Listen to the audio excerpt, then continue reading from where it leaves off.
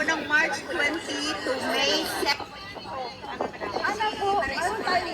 Pakihawakan nyo nga sa baba ko para hindi magano. Yan, hawak yan.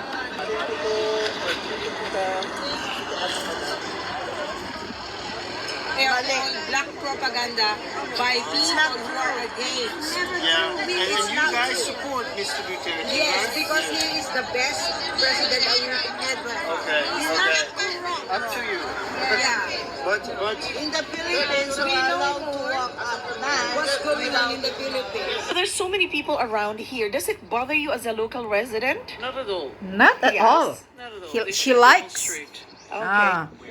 Dapat daw mag-demonstrate. Living Kailangan here, yan. close to the prison.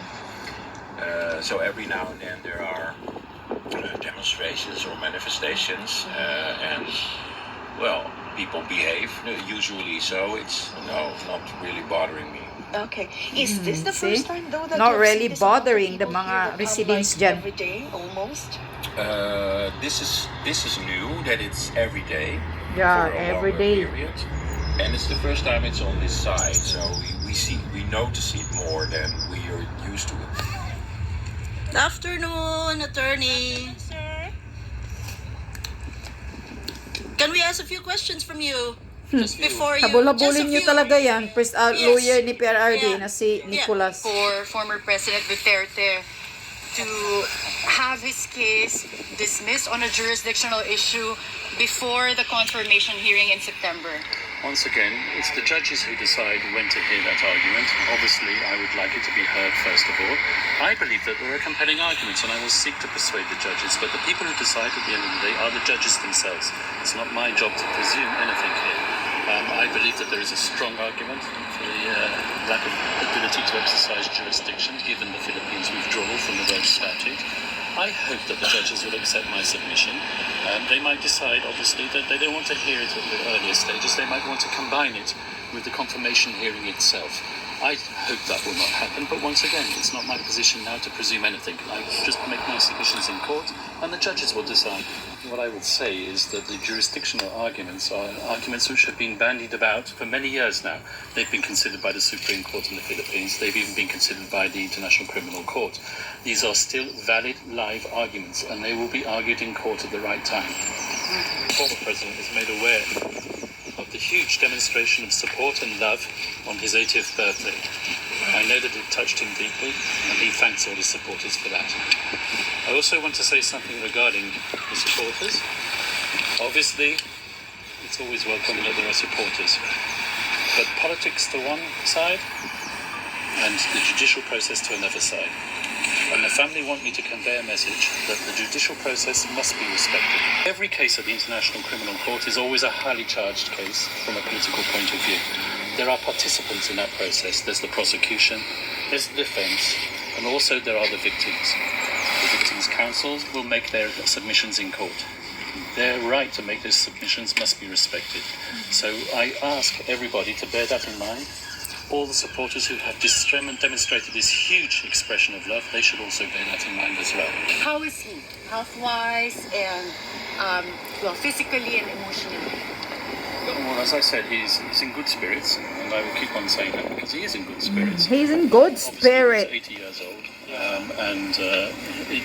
with all the accompanying medical issues that accompany someone who's 80 years Yeah, old. he's in good spirit. You know, it's true. You see? Itong lawyer ni PRRD, si Nicolas Kaufman, talagang alam niya. Ito kasi siya na lawyer niya. Matagal na kasi ito siya sa matagal na to siya talaga sa ICC noon. Nagtatrabaho to noon sa ICC. Parang prosecutor ata ito siya noon sa ICC. Itong si Nicolas Kaufman. Na ito ang lawyer ni PRRD ngayon.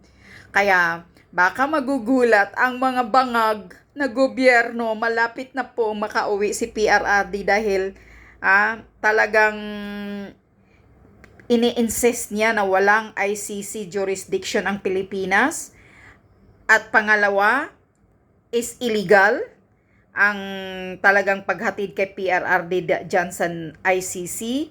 At yung pangatlo, yun daw mga supporters ni PRRD dyan na tipon-tipon, araw-araw. Nakikita daw ng ICC judge na maraming nagmamahal kay PRRD, buong Pilipino nagmamahal kay PRRD, counted din daw yan. And by the way, tingnan nyo yung mga residents dyan, kasi yung ICC kasi, yung ano dyan sa ICC, sa gilid-gilid dyan, maraming mga residents, 'di ba? Yung tinatanong kanina na babaeng Amerikana, Netherlands, na babae at saka yung lalaki. Sabi pa niya, first time niyang nakikitang ganito, na talagang maraming nag-demonstrate araw-araw. First time daw niya, kasi nandyan sila nakatira, mga residents siya, nakatabi ng mga ng ICC. So sabi niya, hindi naman daw, wala silang pakialam, hindi naman daw sila nadidisturbo. Kita mo? Yung mga taga Netherlands na mga nakatira dyan, wala silang pakialam. Sabi pa ng Netherlands na babae kanina, sabi pa niya, they should demonstrate. Meaning, sige, ipagpatuloy nyo yan, mag-demonstrate kayo. Hindi daw nakadisturbo sa kanilang mga residents na nakatira dyan. So, kayong mga bangag, maghanda-handa na kayo sa pagbabalik ni PRRD. Kasi sabi pa ni PRRD, there is a time of reckoning. Iririkon niya kayong mga hayop kayo. Maghahanda na kayo. Ewan lang natin kung anong ibig sabihin ni PRRD na may araw ang lahat sa pagririkon. May araw ang lahat sa paniningil. Yun ang ibig niyang sabihin. So, humanda na kayo. Dahil may balita-balita na kailangan talaga ni Nicholas Kaufman na ipa-interim, magawa siya ng na ipa-interim release, ipaparelease talaga si PRRD balik sa Pilipinas. Good luck sa inyong mga bangag na mga abusado kayo. Ikaw, Tory, gago ka. Wala kang sinusunod na batas na hayop ka. Maghanda ka na sa mga kaso mo. Dahil sabi pa ni PRRD, lahat ng ginagawa ninyo, may paniningil ako. 'Di ba? Maghanda-handa na kayo. Dahil sasabihin ko sa inyo, talagang makabalik si PRRD sa Pilipinas dahil it's illegal ang pagkidnap sa kanya at hindi dumaan sa Supreme Court ng Pilipinas. Sana yan dinaan muna sa Supreme Court ng Pilipinas, nilitis muna bago siya binitbit sa ICC kung kinakailangan. Pero hindi na kailangan Dahil tingnan mo yung nilabas ng ICC ngayon, 43 lang. Katao daw yung nalabag ang karapatan na namatay. Pero yung sabi ng mga dilawan, sabi ng mga hayop na mga bayaran dyan, mga 7,000, 8,000 daw yung pinatay ng war on drugs ni PRRD. Pero ngayon pala sa ICC lumabas, 43 lang katao ang namatay daw na nilabag ang karapatan. 43 lang. Tingnan nyo kung kaano tayo niluluko ng gobyerno natin. 43 lang ang nandoon sa ICC na ebidensya ng na naka-document. 43 lang katao ang namatay sa war on drugs ni PRRD na nilabag daw ang karapatan. Yun daw yun.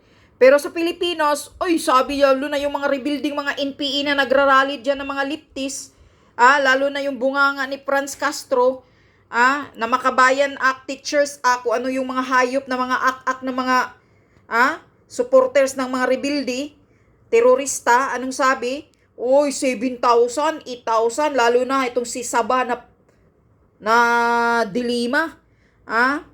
Kaya yung si Attorney Sabio, na lawyer nila, na yung mga nagsampa ng kaso against PRRD, umalis na. Ayaw niya na magiging lawyer nila dahil puro kasinungalingan ng mga hayop na yan Puro panggagago sa mga taong bayan Gusto nilang puro panlilin lang na talagang linlangin nila, nasisirain nila ang pangalan ng mga Duterte. Kaya yan si Attorney Savio, na lawyer ng mga leftists o lawyer ni Dilima ba yun, or ni Trillanes, 'di ba?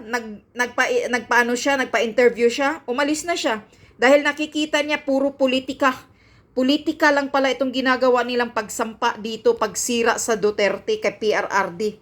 Kaya nagising ang mukha, ang mata, ang utak ni Attorney Savio. umalis na siya. Lawyer siya, kinuha siyang lawyer ni Trillanes at ni Dilima at kung sino pa yun para pagsampa dyan sa ICC. Nakita niya na ang buong katotohanan na puro kasinungalingan ang ginagawa nilang pagsampa kay PRRD. So, kumalas na si Attorney Sabio. Ayan, bagay sa inyo. Ngayon, hintayin nyo makabalik na si PRRD.